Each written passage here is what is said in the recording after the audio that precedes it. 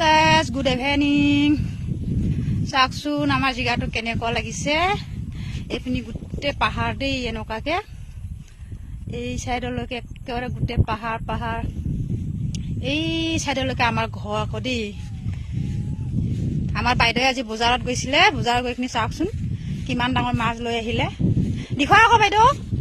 এইটো চাওক কিমান ডাঙৰ এইটো কি মাছ বুলি কয় কোনে জানে কওকচোন আমাৰ ইয়াত পাঙাছ মাছ বুলি কয় দেই